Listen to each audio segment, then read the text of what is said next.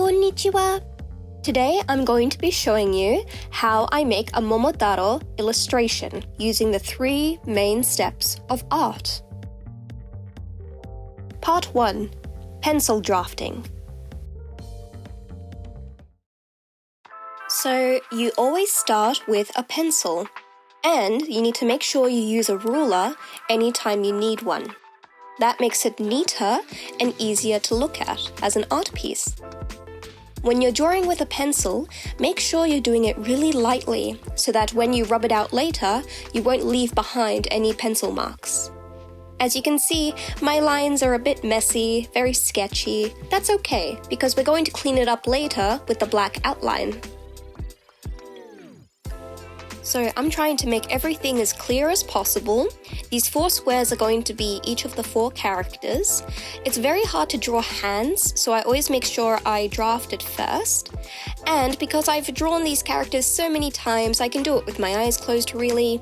But the first time that you draw these characters, you need to make sure that you're very careful to make sure that it looks the same every illustration. So if you're drawing monkey in one illustration, then you draw monkey again, you need to make sure they look the same. Otherwise, you won't know that it's monkey. Down in the bottom here, I'm doing my superhero pose for the characters. So I made a mistake with the eyebrows. I want them to look more determined because Momotaro is feeling very powerful. He's about to go see the Oni on Oni Island. So I'm also going to draw his arms to rest on his hips, which is very hard to draw for me. So I need to make sure that everything is correct there. There's the dog looking very determined as well. It can be hard to draw the paws. And we have monkey on the side, making sure that he looks determined too, standing up on his legs with his little tail. And then finally, we have the pheasant, who has a very similar head to the dog, actually, because they both have the same 4 frills. And then we have our pencil draft. Like I said, very sketchy, but it'll look very nice when we do the black outline and we color it in later. Part 2. Black outlining. So I'm using a black Sharpie for my outline, but you can also use a black texter or really anything that's really bold and black, because our goal here is to make sure that our colors pop through and that there's no pencil left. Pencil is fine for drafting, but when we're doing these sorts of illustrations for a story, we want to make sure that everything can be seen really clearly by the readers, by the audience. So black outline is the easiest way to make sure all the details are really clear, you can see everything that you draw.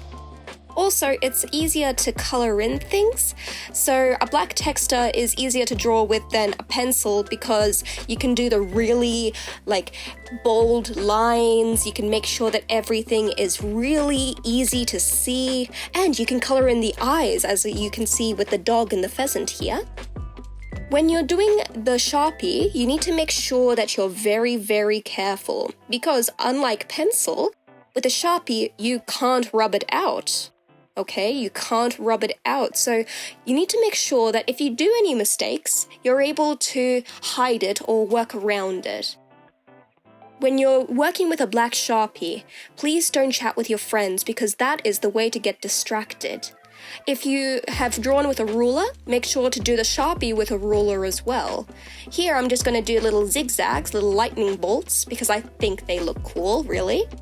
And then after this, I'm going to start rubbing out the pencil, which is a very important step in art because you don't want any pencil marks left. After I rub everything out, I'm going to collect all the rubber shavings into a pile like this, and then I'm going to go around and make sure I didn't miss any pencil. With the rubber shavings, I'm going to make sure to put all of it in the bin and not leave it on my table or floor to make sure everything is nice and clear. And here we have part 3, coloring. This is my favorite part because now we get to really color in and make everything shine and look really cool. Momotaro's hair is always black, so that's just nice and easy to remember. He has a black ponytail and a red jacket. Nice and bright red. Then after the red jacket, we're going to color in his shirt gray, and then his sleeves and his pants are going to be a bright blue, like a ninja. His bag is going to be brown, the peach on his head is going to be pink, and we're going to color in his skin like a light pink because, you know, he's a peach boy. Then we're going to color in the kibi-dango, a little light brown, which is the same color for Monkey's inner body. The outer body is brown, just like this. You need to make sure you use 2 different kinds of brown for Monkey.